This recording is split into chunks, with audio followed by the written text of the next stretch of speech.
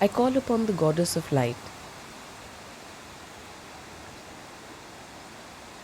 I call upon the goddess of darkness.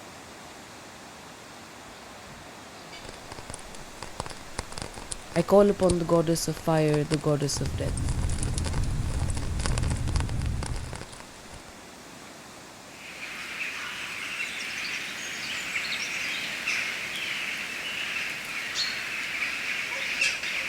I call upon the goddess of life and the goddess of transformation.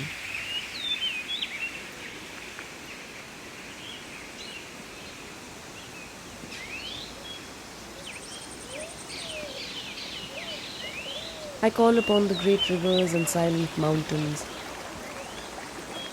I call upon the eluding yellow hills and the infinite blue sky. I call upon the wandering clouds and the lustful, glorious forest spirits. I call upon the journey woman.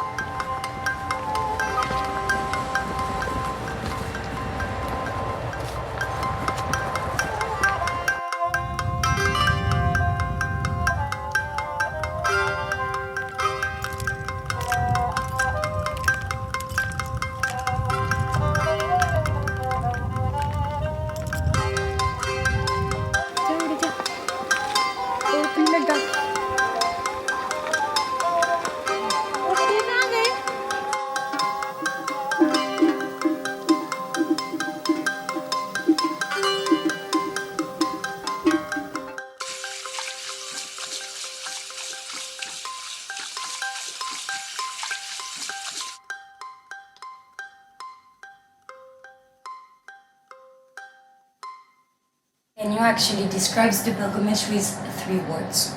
It's a caterpillar experience. Because it wasn't easy, it was difficult, and it is beautiful. So, being reborn, yeah.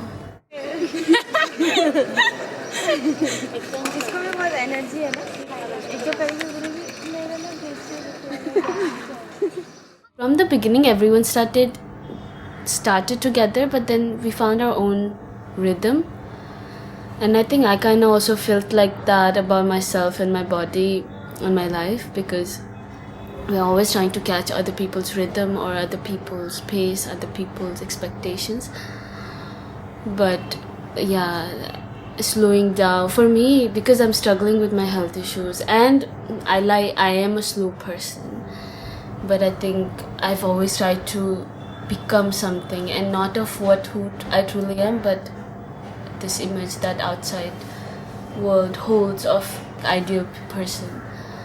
responsible and stuff like that. But I think I want that, but I want to bring that back into my daily experience, because being able to walk in our rhythm. And I think those two things that I wrote, I think, in my diary about the first day. I don't know how I did it. I wasn't eating properly, I wasn't healthy enough, my back is struggling. I have a backpack. My back has been, because of TB, damaged, and I have to take injections every day. The fact that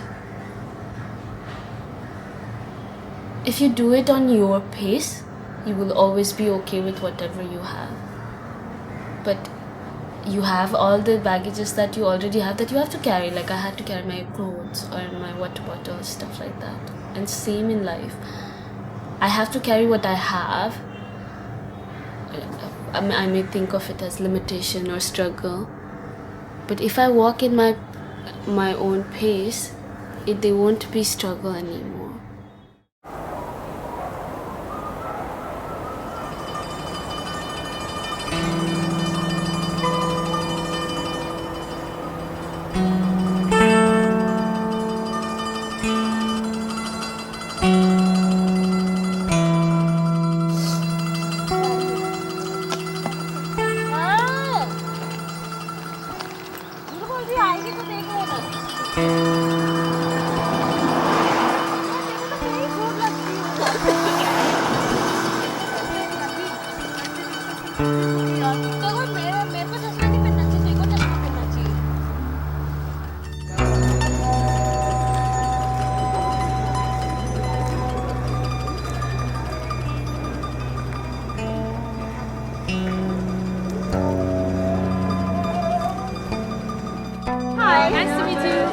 How are you all doing?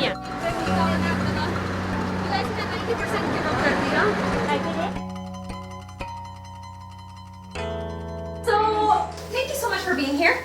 We are from Kranti, which is an organization that works in Mumbai to empower girls from red light areas to become agents of social change. Theatre is just one of the ways in which they share their stories with the world, the experiences that they've had growing up in the brothels of Mumbai, the struggles that they faced, how they've overcome those struggles, and how that connects to normal people, if that's the right word. So the show is about normally 45 minutes. We've cut it down quite a bit because we're missing a couple people. We've been walking the Camino for 3 days now, and a couple girls are not quite, walking wounded is a good word. Near-death experience might be also a good word. I'm not sure, but so forgive us the situation of the play.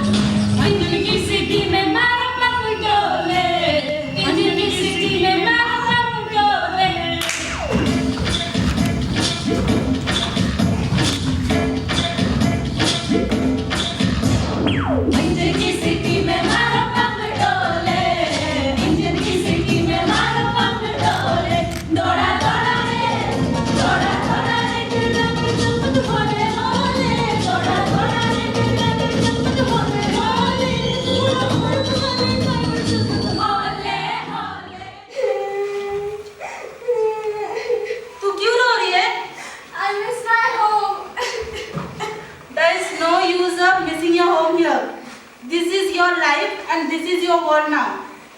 Let's go.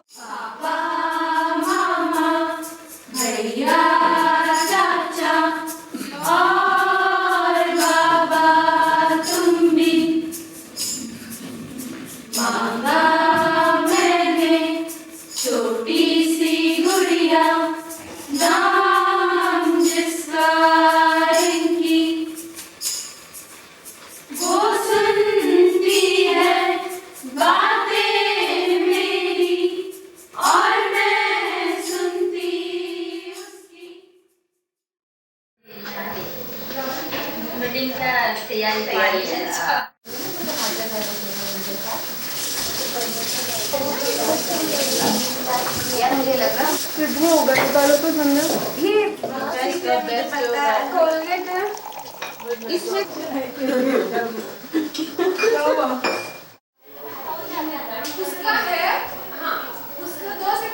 तो मेरा pen का mobile दो ना जब इतना stretching हो गया तब तक अच्छा डायरी कर रही two stretches and then able to meditation करो please I think our muscles are there जी बीच में खड़े हो सकते हैं हाँ बोलेंगे हाँ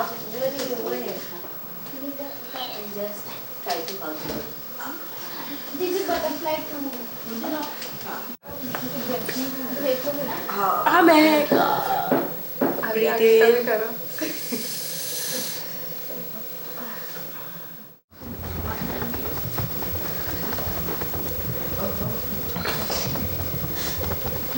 आलू का भरता बना रही है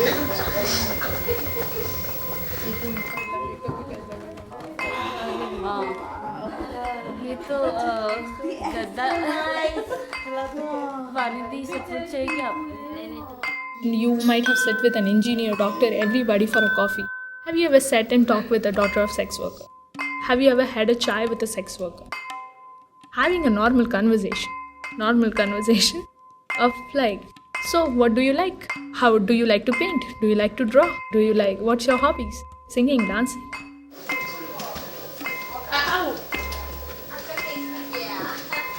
Whoever is already in the living room, please finish your journal.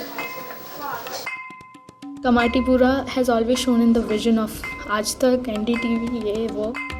The headlines, the first headlines you should see is like Andheri Gali Mein. And the first line which comes into mind, no bro, we have lot of lights there. We have a lot of lights you can't even imagine. How we have been shown, how we have been portrayed to the world is so weird to see that people don't really want to talk about it because we have been a taboo so far. And breaking all this taboo and coming up and saying, hey, I'm from Kamatipura. You know, can we be friends now? For the normal kids, how Kamatipura has been described as like, this area is full of criminals, this area is full of drunkards, prostitutes and murderers and thieves and stuff like that. If you see from my lenses, if you want to see from a daughter of a sex worker's lenses, the community is full of mothers, beautiful festivals, amazing, deliciously delicious food. You know, that care and love, when somebody used to ask us for rate, like we are young girls roaming around that area, somebody asked us what's your rate, and we remember 2-3 women coming to save us from them, saying that, hey, you better don't dare to look at my daughter. Who are they? We don't know, but they come for us. You know, that's what mothers do. They come for you. Then there were like beautiful, amazingly cooking fathers who used to like stay home and cook for their like wives and take care of the children. The woman I was raised by was also a transgender sex worker, and I saw her death very closely. Her death was a loss, very big loss for me, because she was the one who used to take care of me when my mother used to go for work.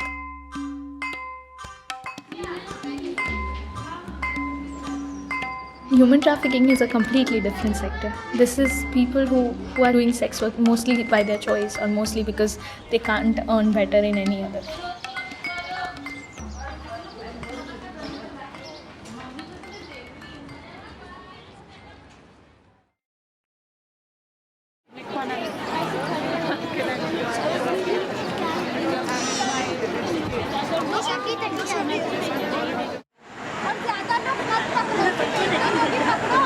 ये वो bottle हमारा है, जरा restaurant वाले से मांगना। ये shit मैंने स्कूल कहाँ छोड़ दिया? गाइस, इस स्टैचू के पीछे चलते हैं ना, लोग भी बैठे हैं, स्पॉट भी है। करते रहते हैं सब लोग ये इधर चलो ना उधर चलो सीधे भी कुछ बोलो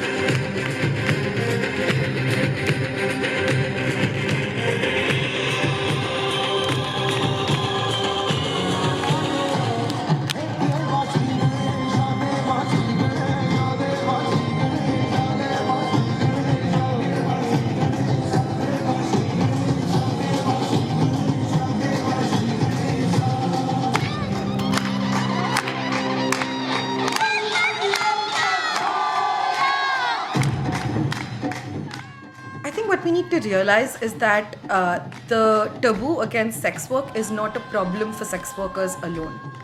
It's a problem for women. It's a problem for feminism as a philosophy. Because why is sex work taboo, right? It's basically essentially taking away women's rights over their bodies. It's taking away women's rights over their sexuality. It's taking away women's rights on deciding what happens with their body. Should they have an abortion? Should they not? It falls into the realm of that.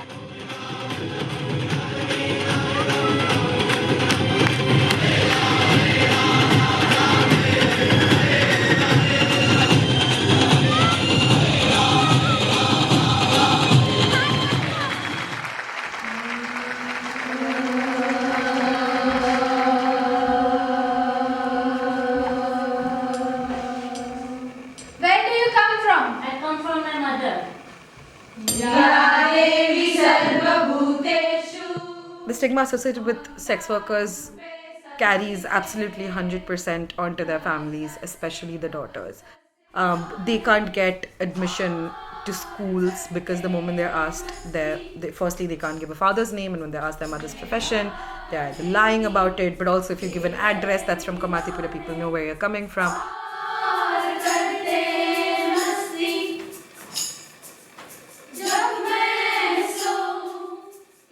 So most of our girls were not given admission, even in Indian government schools, where by law they have to take every child that comes to them. I've heard a lot of stories from both sex workers and their daughters and families that doctors don't want to touch them or treat them, saying that they will get STDs, which is, of course, a superstition because that's not how STDs spread. But these are doctors. I'm Robin, by the way. This is Vandana, who is the mother of 3 girls on stage.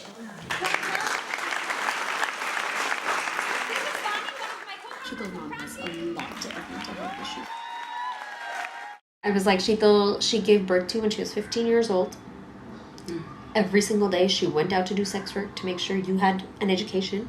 Not that she understood that she was putting you in a bad school, but she just didn't know the school. Like, she didn't know, right? She didn't read or write. She'd never been to school a day in her life. She put you in the best school that she could find, the most expensive school. She did sex work every night to make sure you stayed in that school. Every day when she would go out to work at 9-10 p.m., she would ask Sheetal, what do you want to eat? When she would come back at 2 or 3 in the morning, she would bring her that food, whether it's a burger, whether it's whatever it was, she would bring that to her. She'd wake her up, sit her in front of the TV, they'd watch TV, they'd talk together, her mom would drink, she would eat the food, and then they'd go back to sleep. And you will be grateful for that the day that your mom dies.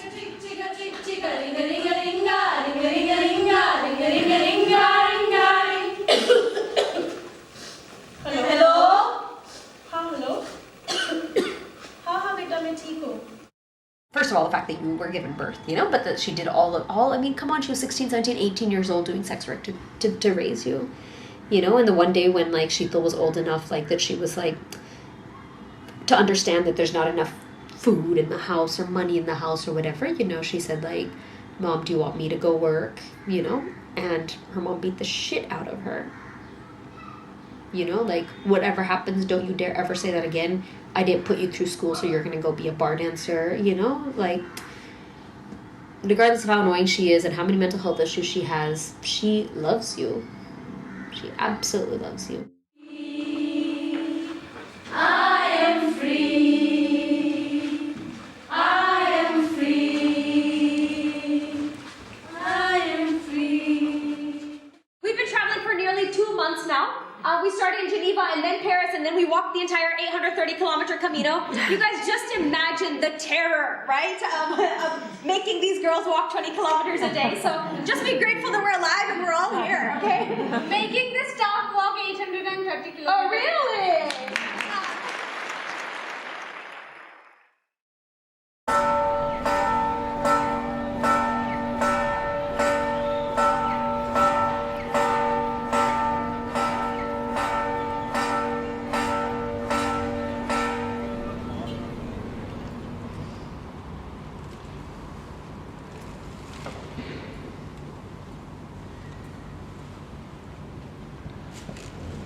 I'm talking about my mother. She was trafficked at the age of 14 from Mumbai to Kamatipura and she was given option when she was 17 that you can go to any other brothel or do an individual job, whatever.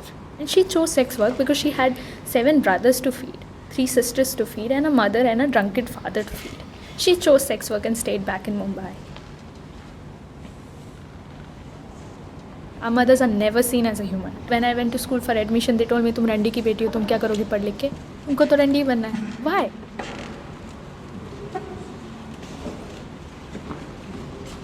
A teacher sells their mind and earns. We don't say it as bad. But a sex worker selling her body and earning for their children, for their betterment of life, we come into the moral conclusion of values and this and that, and we bring everything in it to make it demoralized. तू घूमने गई है वो post है that shows a life tale कि हाँ वो बंदी कुछ कर रही है अपने लाइफ में वो भी शो कर रही है अंदर और इसका क्वेश्चन क्या करेगी तो उपनिषद नहीं मैं first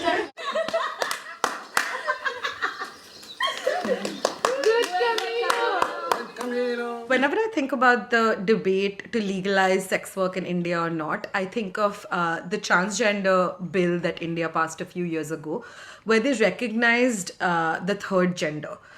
Now, that doesn't mean that all transgenders started getting dignity and the respect they deserve immediately. But what it did mean is that within 3 to 5 years of that bill being passed, we now have transgender members in parliament, in local government, right?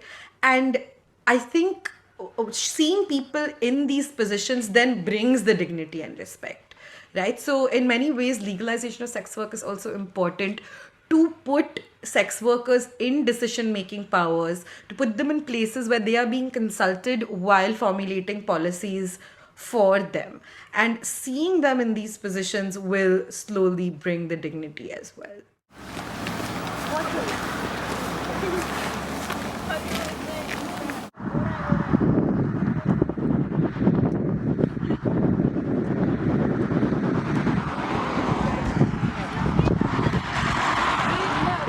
Just said no, she slowed it.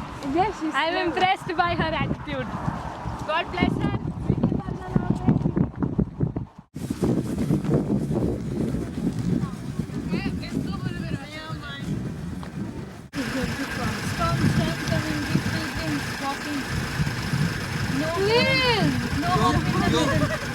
I wanted to do BA in yoga, bachelor's in yoga, and so me, Banidhi, and one of our friends, we met this person, and she basically, when we were introducing about that, I come from an NGO, the marks I scored in my 12th grade, which is my high school, she was like, oh, she's not capable of doing a BA in yoga because children need good percentage.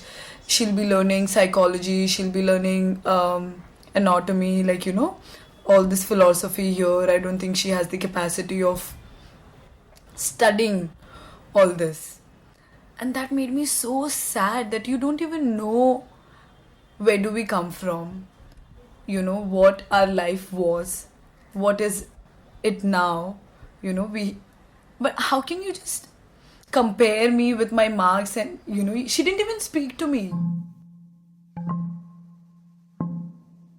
I didn't have that opportunity at that time to to study well, or that support. That's why my grades were low. Now there are people, and I want to do it. This is what I want to choose. I am chosen.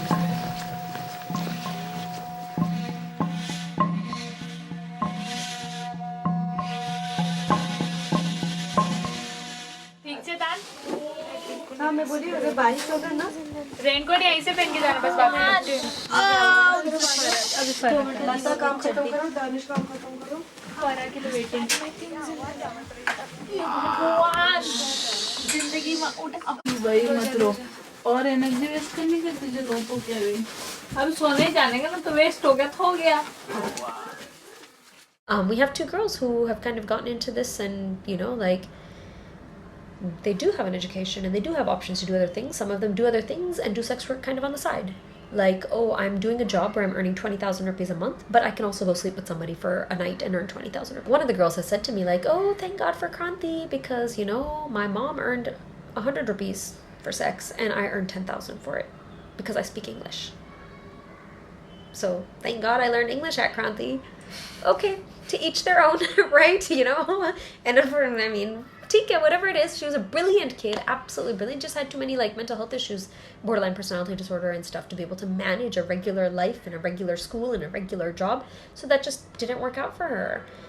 But if this is where it's led you and this is the resources and how you put them to use, great. Our job is to give you the resources. What you choose to do with them is completely up to you. They basically work as escorts. They hire these women for the weekend, sleep with them, treat them like their partners, take them out to all these events, and you have to speak English at these events, you know? So you better, yeah. So you're nicely paid for it. Yeah.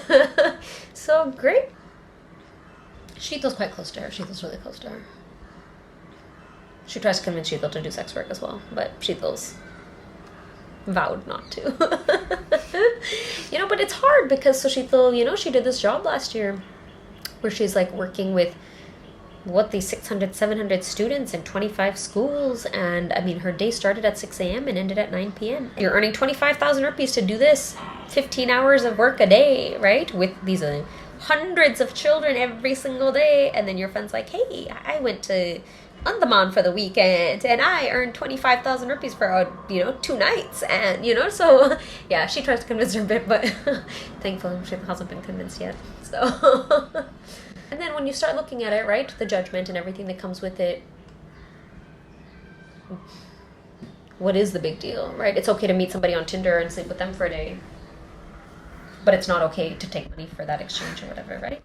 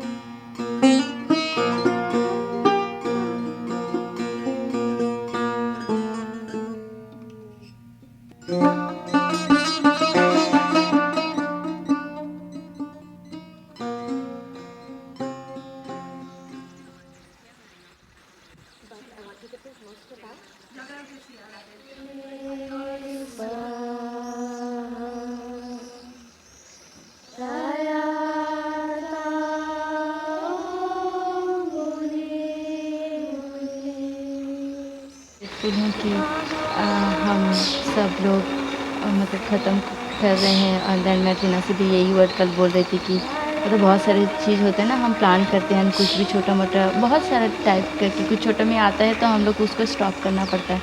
But हमारा 35 days कुछ मतलब छोटे मोटे ही चीज़ आया, इतना सारा भगवान का ब्लेसिंग है हमारे साथ बोलकर। मतलब स्टार्टिंग बहुत डर गई थी, जहाँ पे जब बहुत धूप था, हम लोग जहाँ से वॉक करने वाले थे तो वहाँ से मेरे को बहुत डर लग गया था कि वो चढ़ान चढ़े और एकदम धूप था। मुझे बहुत डर लग गया था कि मैं कर पाऊँगी या नहीं, और मैं आज करी, आज लास्ट डे हैं what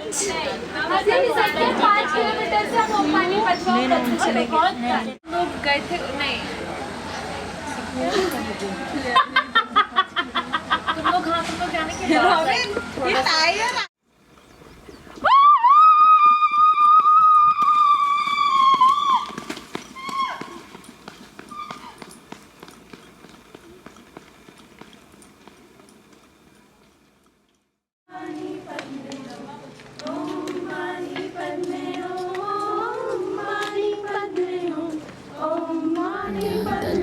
been incredible, and I think my body and my mind is still processing it. Because I guess journey's just begun, and it wasn't about, for me, reaching there. I don't think it was about that. It is still about searching something within, which is within already.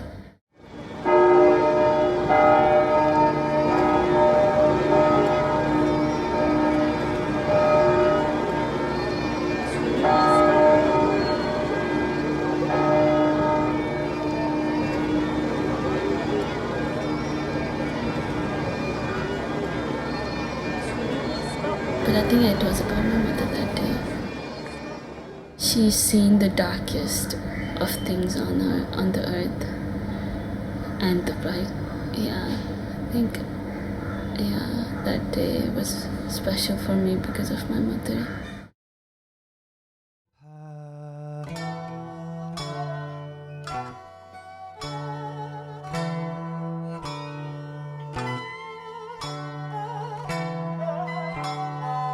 I call upon the rain which cleanses us, the sun that nourishes us. I call upon the goddess of truth and the goddess of lies. I call upon the planets, Jupiter the benefactor, Mars the initiator. I call upon the crescent moon that hangs on the head of the one who accepts all unconditionally. I call upon the love that frees us, the freedom that binds us, the textures that combine us, the suffering that humbles us, the destiny that awaits us. I call upon the creatures from the underworld and the beings of the higher realms. I call upon the stars that watch over us and the dark night that encompasses us. I call upon the past and the future. I call upon time, the moment that controls us. I call upon the knowledge of the trees, the banyan, the true knower of which transcends all dimensions of the mind. I call upon the scent of flowers, the 1,000-petaled lotus, the beauty of which is ever expanding. I call upon the grace of the mother and the innocence of the newborn. I call upon the rhythm of the dancer, the one who sways music in the three worlds. There is no I without you. So journey woman, who are you?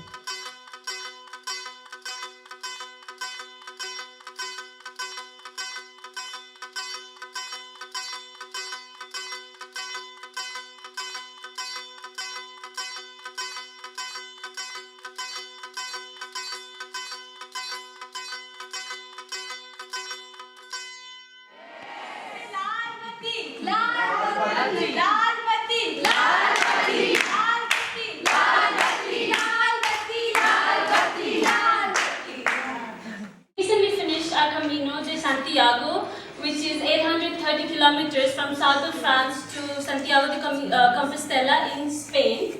And it was a journey of meditation and reflection. A journey into ourselves to make sense of the past and to dream and discover of possible futures. At Kranti, we do a play called Lal Batti Express, which means Red Light Express.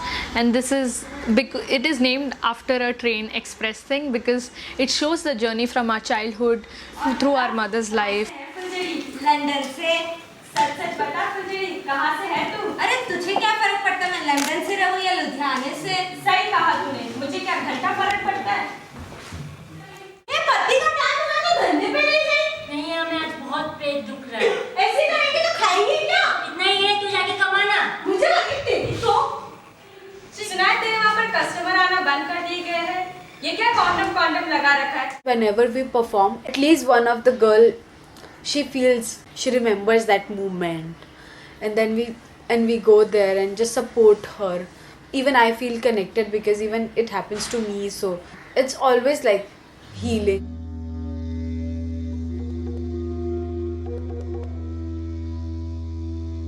For 5 years, I lived with my mother's partner, who used to call himself my dad.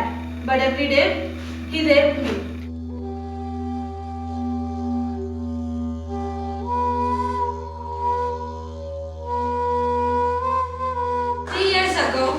I ran away from another shelter home. Since then, Mumbai police have been trying to find me.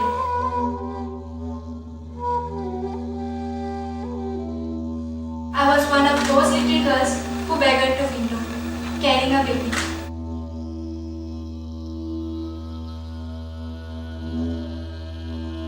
I was upset with my mother because when my father died in the morning, at the same evening, she brought Newman at home and said he is your new dad. For the next 2 years, this new dad beat me and my mom almost every day.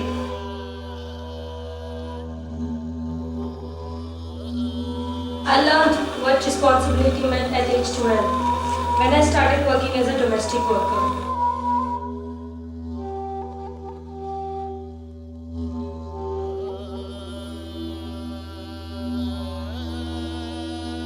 I became the first girl from an Indian red light area to study abroad.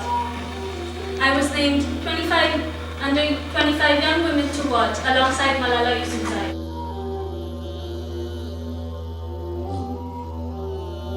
I believe that transformation is possible for every single person on earth.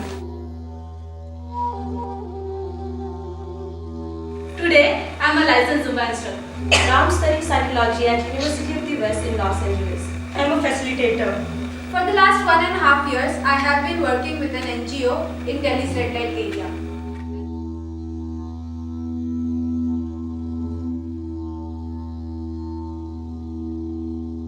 My time as a fugitive has taught me that no matter how difficult the situation is, there are always wonderful people around. I have learned that the biggest gift you can give to yourself and to others is forgiveness.